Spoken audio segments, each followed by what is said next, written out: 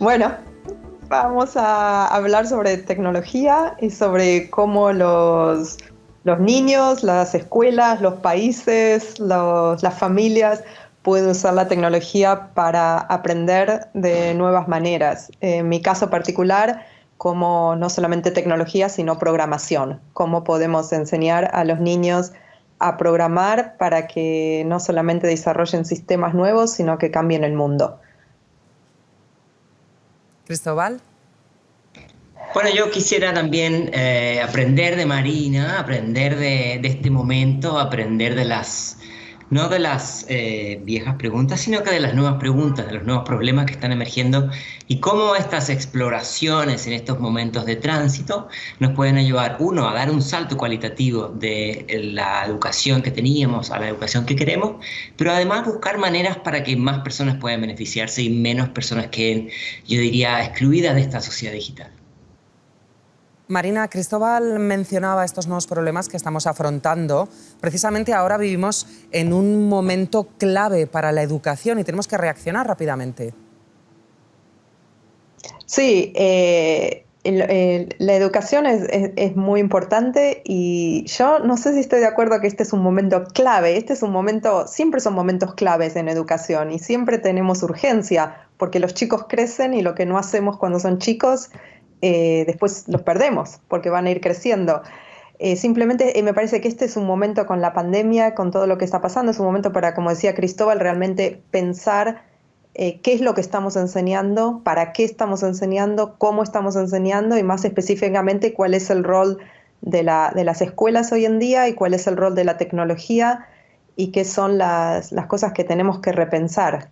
En ese sentido, no sé si el momento clave tiene que ver con el COVID o con el momento clave tiene que ver con que los niños van a tener 4 o 5 años una sola vez en la vida este año y lo que no les enseñamos o lo que no logramos que aprendan en ese momento, cuando ya tengan 10, va a ser tarde y se van a haber creado estereotipos y barreras que después pasamos en la secundaria y las tenemos que remediar. Así que en educación cada momento es clave. Cristóbal, y es clave para todos, para los estudiantes y también para los profesores. Y para los padres más que nunca y para los empleadores. Yo creo que yo estoy 100% de acuerdo con Marina que todo momento en educación es clave. En todo momento de la historia, la generación que está viviendo siente que es el momento más importante de la historia de la humanidad y hoy día sentimos que hay un antes y un después de la pandemia. Pero la verdad es que el mundo va a seguir dando vueltas después de la pandemia y algunos ni se van a acordar de la pandemia en un par de años. Pero la pregunta que podemos hacernos es cómo aprovechar estas tensiones que hoy día están ocurriendo para revisar cosas que quizás podemos hacer de una manera mejor. Todo este debate que hoy día estamos viendo en sistemas educativos en muchas partes del mundo, por ejemplo, cómo facilitar formas de aprendizaje remoto, cómo pensar la escuela de una manera más flexible. La verdad es que no teníamos que esperar la pandemia para que ocurrieran. Pudieron haber ocurrido hace 5 y hace 10 y quizás hace 15 años atrás. Pero el cambio más importante me parece que tiene que ver con el cambio cognitivo, es entender que estamos construyendo el conocimiento de una manera distinta. Estamos pensando en la idea de ciudadanía de una manera muy diferente. Y nuestra relación con el saber es un poco distinta a las generaciones anteriores. Antes el valor estaba en el acceso al conocer y hoy día se busca mucho más una capacidad de adaptación, de pensamiento más complejo, una capacidad más relacional. Y esos pequeños cambios que no son tecnológicos son los que ha costado tanto instalar en las formas de pensar e imaginar la educación del futuro. Y, por ejemplo, para seguirlo con lo que dijo Cristóbal, por ejemplo, en mi trabajo, que es enseñar programación a niños pequeños, si nosotros pensamos en la programación es es el pensamiento lógico y crítico, y entender que hay causas y consecuencias. Y ese pensamiento que hoy en día llamamos pensamiento computacional, le ponemos un nombre muy de moda, el pensamiento computacional, es un pensamiento que está presente desde la antigüedad. Cuando los griegos y los filósofos enseñaban pensamiento crítico y enseñaban lógica, era algo muy parecido a lo que estamos tratando de hacer hoy en día con las nuevas tecnologías en el aula. Es básicamente enseñar a la gente a pensar, a entender causas y consecuencias, y cuando uno entiende causas y consecuencias, entiende responsabilidad, y eso se aplica no solamente a la ciencia, a la matemática, a la geografía, a los lenguajes, sino a la vida cívica, a lo que se refería Cristóbal antes. Entonces, por ejemplo, cuando nosotros vemos que estamos llevando la enseñanza de la computación, de la programación a las aulas, en realidad lo que estamos haciendo es enseñar a pensar de manera crítica. Y lo mismo que se hacía en los griegos. Simplemente las Marina, herramientas han cambiado. una pregunta para ti. ¿Y por qué la gente simplifica un concepto de pensamiento computacional mucho más rico como el que tú planteas, de aprender a descomponer problemas, a pensar posibles soluciones?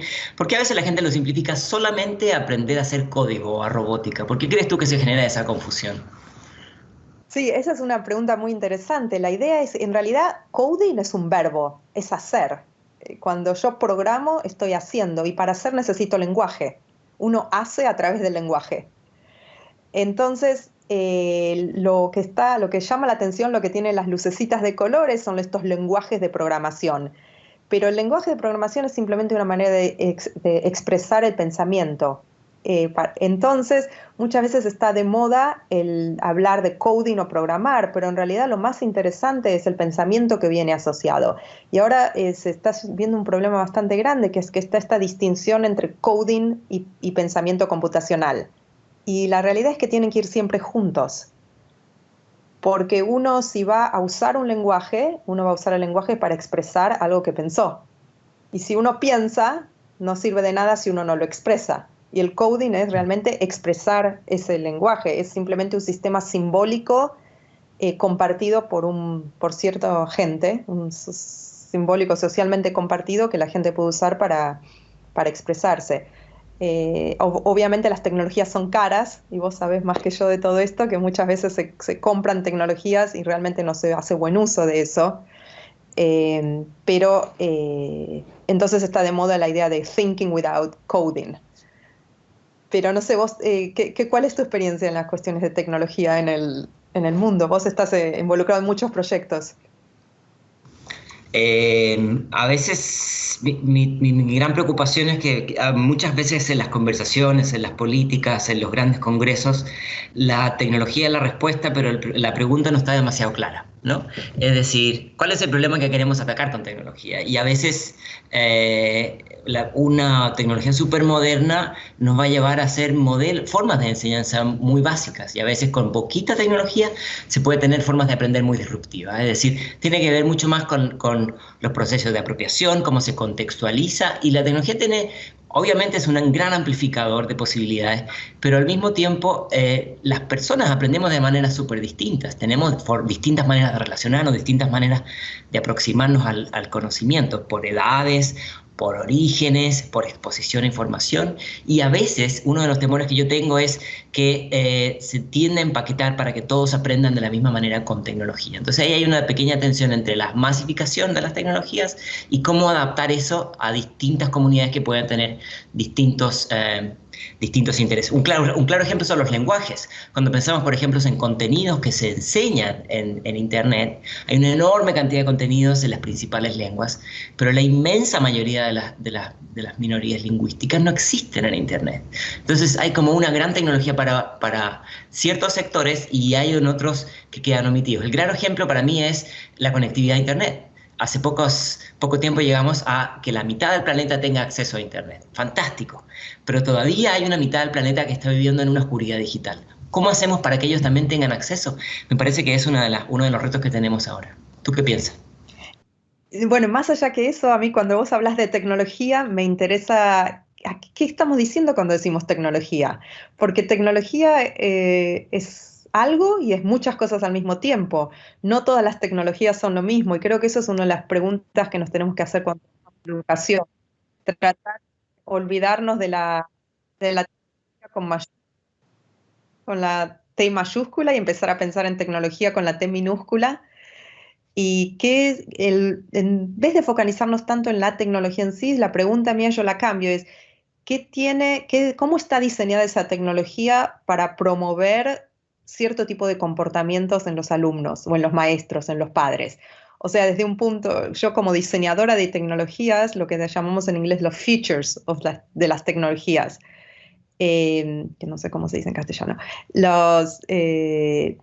entonces la pregunta es, ¿qué es lo que un chico o un padre o un maestro puede hacer con la tecnología. Y no todas las tecnologías nos van a permitir los mismos comportamientos, las mismas acciones. Hay tecnologías que nos permiten simplemente absorber información, pero no crear información. Y hay tecnologías que nos permiten pensar de manera crítica, como los lenguajes de programación, y hay tecnologías que nos permiten simplemente observar el mundo.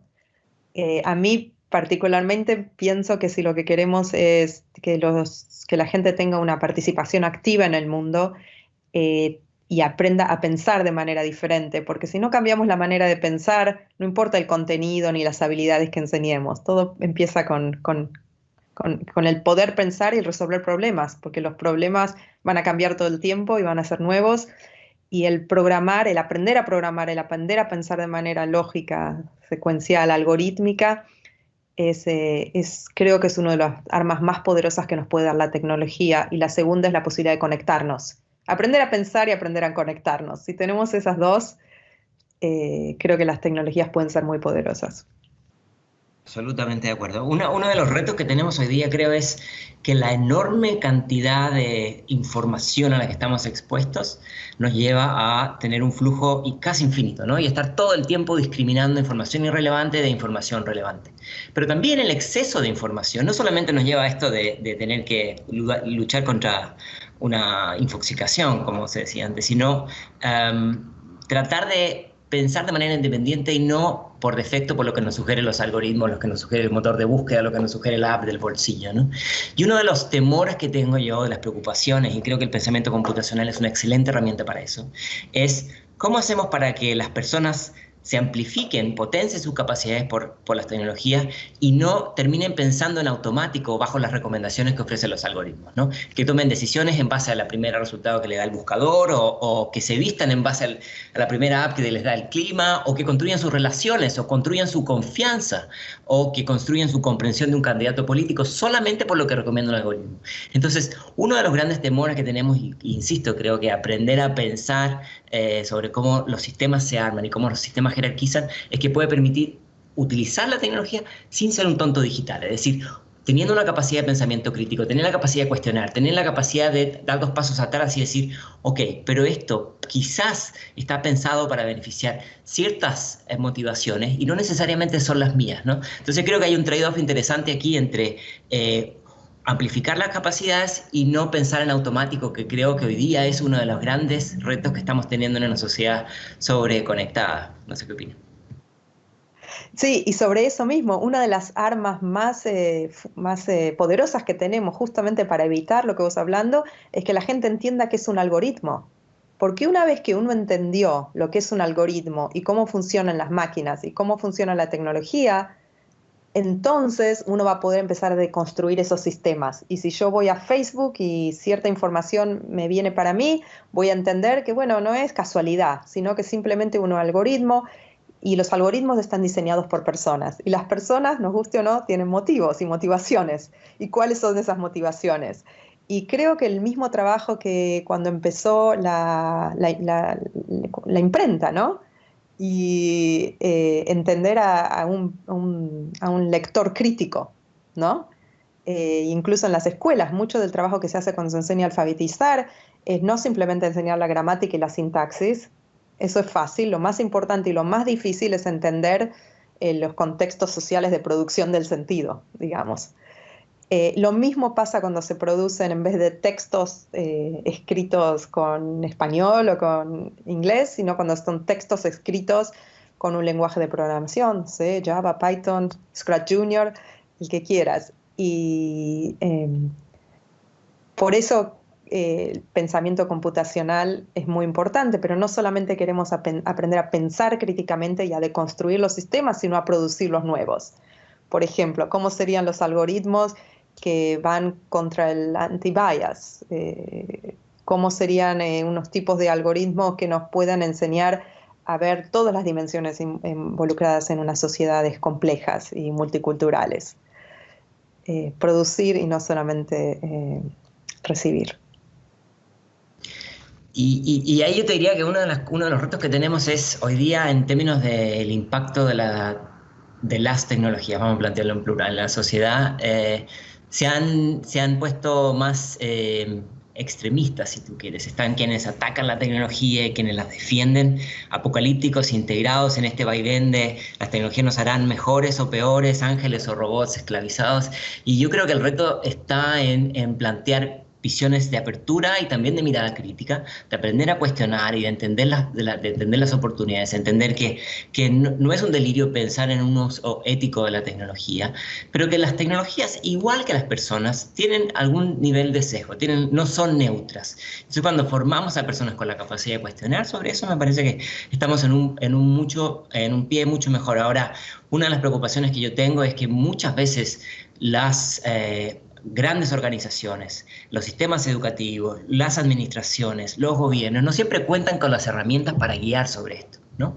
Cómo hacer un buen uso de la tecnología, cómo generar las herramientas para poner a las personas al centro y no solamente personas que tienen un uso pasivo de la tecnología, ¿no? Cuando una persona entiende cómo funciona un algoritmo, entiende por qué Google te pone un resultado sobre otro, entiende por qué hay una recomendación o por qué te recomienda a una persona sobre otra. Cuando uno entiende esas reglas del juego, está en una posición muy distinta a ser un usuario pasivo. Y entonces ahí es donde yo creo que quienes hemos trabajado en políticas de educación, especialmente de desarrollo de habilidades digitales, nos falta una last mile, nos falta ese trecho de desarrollar una ciudadanía digital más crítica, capaz de cuestionar. No sé si es algo que... Sí, estoy completamente de acuerdo. Incluso para gente como yo que desarrolla programas de lenguajes de programación para chicos, la pregunta es, no hay nada nuevo en materia tecnológica. Desde los 60, en 1960, 1970 ya teníamos Logo que había sido desarrollado y están de moda a veces y no de moda. La cuestión es ¿por qué está de moda hoy en día? Bueno, hay organizaciones muy, muy fuertes que están impulsando la enseñanza del aprendizaje a programar. Y eso tiene que ver con una situación económica, una situación de necesidades de lo que en inglés llamamos de work pipeline, o sea, de dar empleo. Pero cuando pensamos en educación, esas son las necesidades de un país y las necesidades económicas de un país. Pero cuando pensamos en educación y las necesidades críticas, no siempre están de acuerdo con las necesidades económicas de un país. Entonces, como educadores, como padres que queremos que nuestros hijos sean educados, creo que nuestra función tiene que ir más allá de exigir que las escuelas nos enseñen tecnología o programar para mantenernos dentro de un sistema que perpetúa cierto tipo de relaciones sociales y de relaciones económicas, sino realmente para poder pensar. Y cuando uno piensa, piensa todo, repiensa los sistemas, repiensa las maneras cívicas. Y bueno, y como educadores tenemos que estar abiertos, que si realmente estamos haciendo un buen trabajo incorporando la tecnología en el aula, es decir, ayudando a los chicos a pensar de manera crítica, la crítica no va a ser solamente para el año de la tecnología, sino va a ser para la sociedad en general. Y me parece que es muy importante tener eso en cuenta cuando pensamos en el rol de la tecnología y la educación. Me encanta lo que planteas, porque la tecnología es algo que tiene, que evoluciona a una velocidad rapidísima, ¿no? Incluso quienes trabajan muy cerca de la tecnología no dejan de sorprenderse de lo rápido que cambia los instrumentos, los dispositivos. Pero tú planteas algo mucho más profundo y es lo que tiene que ver con entender los sistemas. Y eso no queda obsoleto de la noche a la mañana, todo lo contrario, es una herramienta que se puede adaptar a distintos dispositivos e instrumentos. Ahora, un reto que yo veo es cómo conectar esas capacidades, estos superpoderes del siglo XXI con otros tipos de alfabetismo, con el alfabetismo, por ejemplo, medioambiental, con el alfabetismo, por ejemplo, de protección de las minorías, no minerías, con el alfabetismo de, por ejemplo, financiero, las comunidades de bajos ingresos, de saber cómo administrar los recursos, con el alfabetismo ético, de cuidar que estas herramientas no pasen por encima de ciertas comunidades. Y entonces ahí me parece que se articulan, porque un gran temor que yo tengo, que insisto, yo soy un advocate de pensamiento computacional, pero ¿cómo hacemos para que dialogue con otros saberes? Entonces al final del día hay una posibilidad de amplificar un montón de capacidades. ¿Lo ves posible o crees que es mejor hacer un foco en una cosa en particular? No, yo creo que no solamente es imposible, sino que es esencial. Es esencial, porque nosotros no pensamos compartimentalizados. La idea, la escuela como una institución que compartimentaliza el conocimiento en la hora de matemática, en la hora de inglés, en la hora de ciencias sociales, es algo completamente artificial que empezó en la industria industrial. Si pensamos el modelo natural, como uno aprende, tiene que ver con las cuestiones de apprenticeship, no sé cómo se dice en castellano. Se aprende haciendo, se aprende en contexto, se aprende siendo parte de una comunidad. Y la idea de la escuela es completamente contraria a eso. Sacó a los chicos de su comunidad natural y los puso en un lugar artificial donde artificialmente se les iba a pasar cierto contenido. Y entonces hay un cierto tipo de pensamiento, está compartimentalizado y se les enseña en la clase de matemática pensamiento matemático, en la clase de inglés pensamiento en lenguaje, en la clase de computación pensamiento computacional. Si lo pensamos, eso es completamente ridículo. No existe. El modelo que a mí me parece que es más interesante es por eso me gusta mucho pensar en alfabetización, y cuando hablo de alfabetización hablo esos movimientos del 1800, donde realmente se hacían esas campañas masivas de alfabetizar, porque era una manera de llegar a la participación cívica, ¿no? Uno sabe leer y escribir, no solamente puede encontrar un trabajo, sino puede uno tener voz y voto, como decimos en Argentina. Y bueno, y programar me parece, el rol de la tecnología es algo parecido. Cuando hablamos de nueva alfabetización, no es simplemente estamos aprendiendo coding, sino estamos realmente a pensar los problemas de manera diferente. Y ese pensar nos debe llevar a la acción. Y el coding es una buena manera, porque coding es acción.